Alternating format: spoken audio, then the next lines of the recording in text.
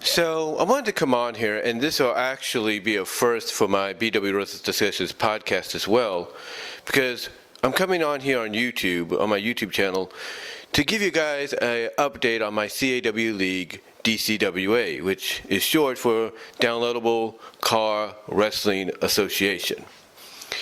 And the reason it's called that, just in case you guys don't know, is yes, it has original CAWs that I put in there, including versions of myself and friends and maybe even family, and also of characters, of fiction, like some Sonic characters, Disney characters, you name it, or some original OCs, if you will, that I've had in various different incarnations of the WWE 2K series throughout the years. But it also means, especially the first part, is that I like to go to community creations and download a lot of the characters that are there. Now, some characters I want to get, but I can't due to the fact that I have to basically either buy certain packs, wrestling packs of superstars and moves, or I have to complete certain sections of the My Rise to get access to these characters, and that's fine. That's fine, because it'll encourage me even more to either continue doing the My Rise to get to that point, or it'll encourage me, as I've done already, to create my own version, which I have.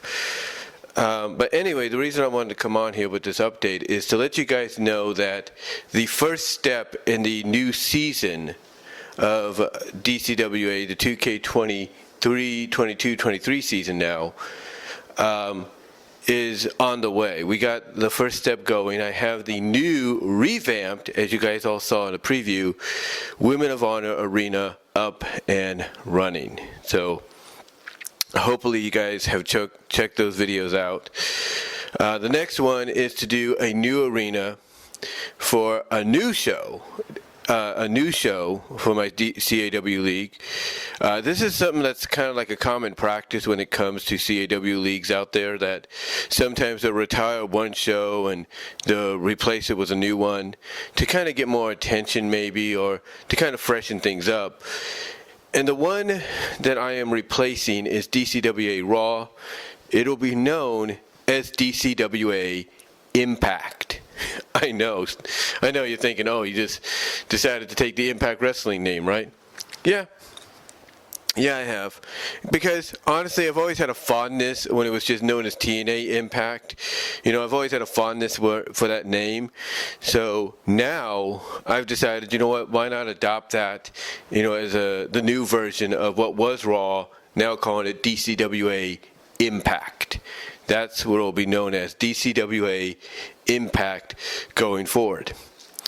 And just like previously, Impact and Women of Honor will be exclusive to, basically I guess you could say certain rosters.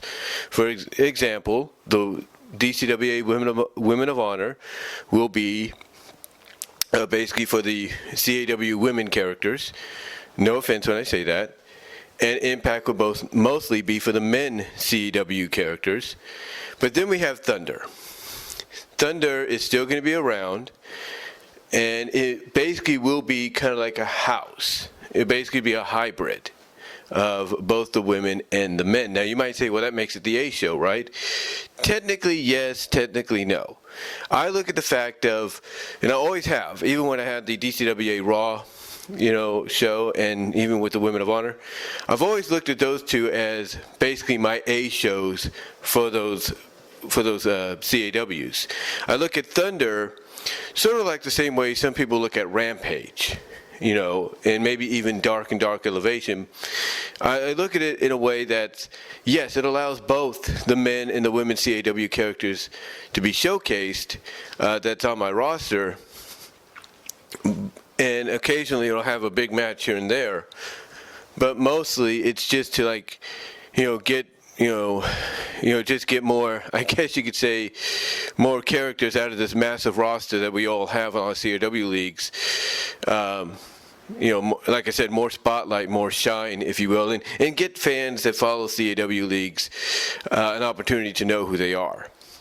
Now, I know it's kind of weird that I bring that up now, seeing as though WWE has made it well known that during the Royal Rumble next weekend, I believe, they are going to have a reveal for WWE 2K23, even have some on-hands gameplay for people, kind of give us an idea of what we're in store for in the next several months. Now, whether or not we do get the game by WrestleMania afterwards, that's up to WWE, that's up to 2K.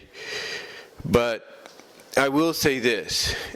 Yes, it's going to take time to incorporate a lot of the characters into that one, but just like I've done previously and all of us have done previously, I'm going to still focus on 2K22 as the primary home for my CAW leagues, the shows, and the CPVs.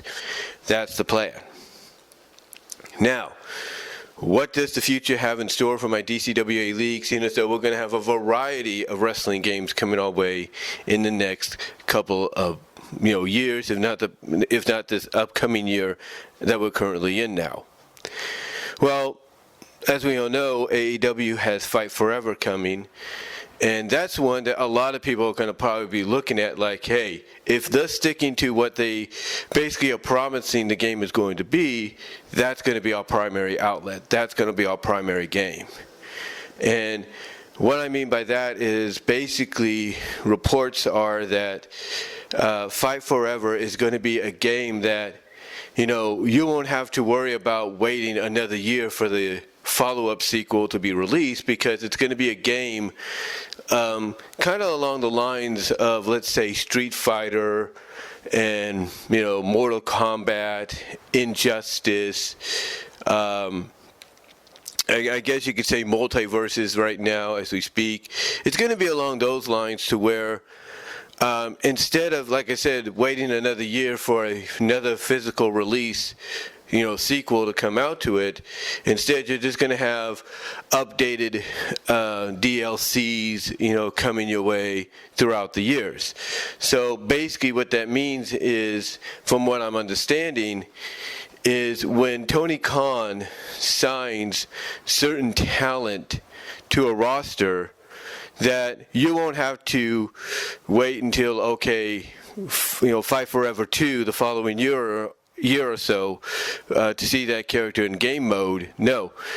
Instead, that character, that superstar, that wrestler that he signs, he or she, I'm assuming one of the first things that will happen is have their face scanned and modded and then, ready to go and everything to be, upcoming DLC.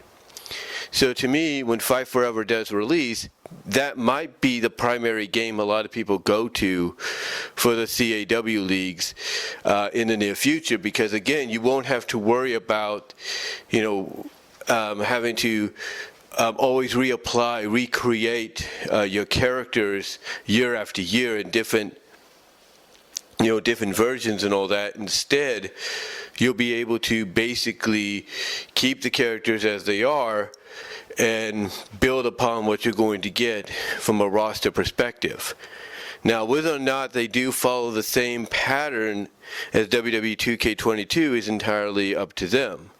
Because one of the things people do like about the 2K series lately is the ability to incorporate a lot of their own personal logos, like upload pictures and everything to create their own unique look to the game, whether it's an arena, whether it's a character, a championship. That's what they like. And I guarantee over time that those options are going to probably be added to Fight Forever if it lives up to its name. But yeah, once that does get released, it will become eventually, I should say, the primary, outlet for CAW leagues. There's no doubt about that. But for the time being, 2K22 and 2K23, just like previously, are going to be the main outlets as well. I mean, I know people use the Fire Pro Wrestling series that has creator character in there as well as I think even has a bit of a creator arena to kind of put on match types, between the CAW characters, especially if it involves story modes. I can recall, I think it was... what was it, DCW, Destiny Championship Alliance? they had a main event match to where basically two of the characters they had, I think it was the CAW character versions of Revi from the Black Lagoon anime, and I think an original character called Nadi, that's Nadi, faced each other in some matches, and one of the last matches was like a barbed wire death match kind of thing with explosions, and they had to resort to using the Fire Pro Wrestling game to make that match happen. Now, with Fight Forever, they won't have to worry about something like that if they were to go that path again. But again, we'll see. We'll see. For the time being, we have what 2K is giving us with WWE, and that's good enough. But yeah, as far as the future of my league goes, there's no doubt that I'm going to keep working, and utilizing the 2K series. There's no doubt about that. But I am not denying. This is the truth. I am not denying the fact that I will not. What I'm trying to say is I will not deny the fact that I will not incorporate, Fight Forever when I get my hands on it when it comes out, because there are definitely match types in there, like the lights out matches and everything, that people will appreciate utilizing, for the CAW leagues when it comes to certain rivalries and matches storyline wise. But anyway, though, like I said, right now, as far as this season goes, as short or as long as it might be, I already have the Women of Honor Arena up and running. Like I said, you guys have already seen that. I'll be working on the Impact one real soon.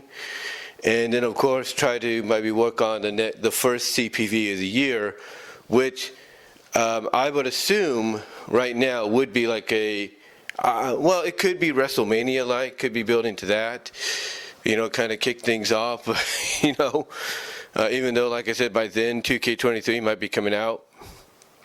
But yeah, maybe building up to that, might be building up to something a little outside of that, but we'll see.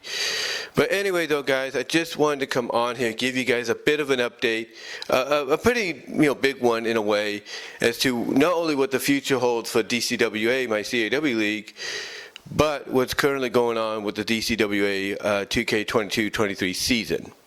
So let me know what your guys' thoughts are down below. Comment if you like. Live chat during the premiere. Again, this will also be on my BW Roses Discussions podcast, where you can find it on all your favorite audio podcast platforms except for Pandora.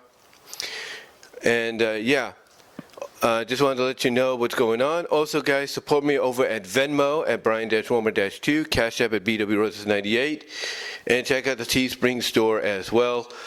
And that's all I really wanted to say, guys. And until next time, I will talk to y'all later.